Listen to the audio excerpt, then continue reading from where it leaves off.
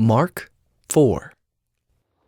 Again he began to teach beside the sea, and a very large crowd gathered about him, so that he got into a boat and sat in it on the sea, and the whole crowd was beside the sea on the land.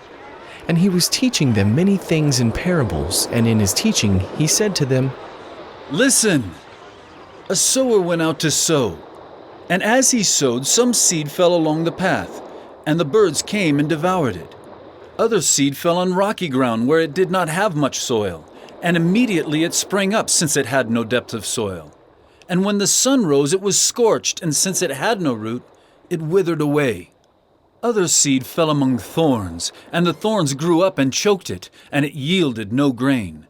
And other seeds fell into good soil and produced grain, growing up and increasing and yielding 30-fold, and 60-fold, and 100-fold.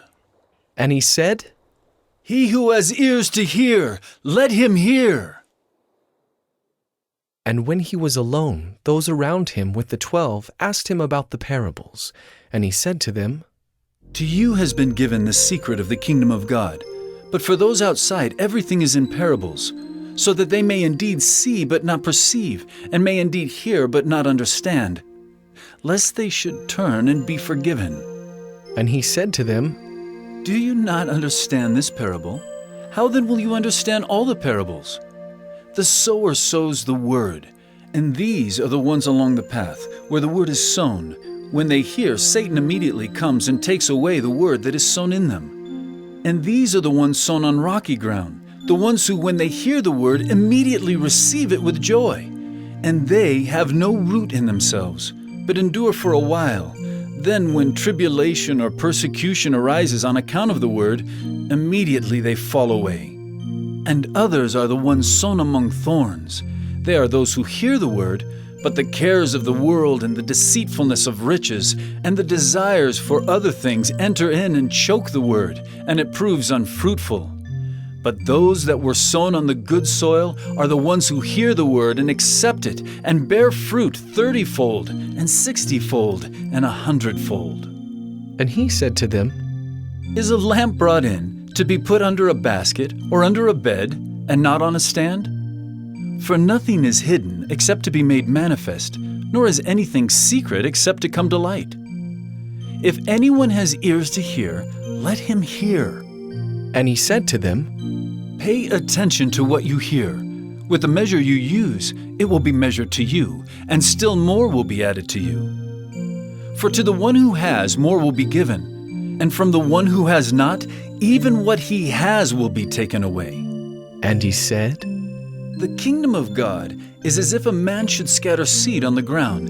He sleeps and rises night and day, and the seed sprouts and grows. He knows not how. The earth produces by itself, first the blade, then the ear, then the full grain in the ear. But when the grain is ripe, at once he puts in the sickle, because the harvest has come." And he said, "With what can we compare the kingdom of God? Or what parable shall we use for it? It is like a grain of mustard seed, which when sown on the ground is the smallest of all the seeds on earth. Yet when it is sown, it grows up and becomes larger than all the garden plants, and puts out large branches, so that the birds of the air can make nests in its shade." With many such parables he spoke the word to them as they were able to hear it. He did not speak to them without a parable, but privately to his own disciples he explained everything. On that day when evening had come, he said to them, "Let us go across to the other side." And leaving the crowd, they took him with them in the boat, just as he was. And other boats were with him. And a great windstorm arose, and the waves were breaking into the boat, so that the boat was already filling. But he was in the stern, asleep on the cushion. And they woke him and said to him, "Teacher, do you not care that we are perishing?" And he awoke and rebuked the wind and said to the sea, "Peace, be still." And the wind ceased, and there was a great calm. He said to them, "Why are you so afraid? Have you still no faith?" And they were filled with great fear and said to one another, "Who then is this, that even the wind and the sea obey him?"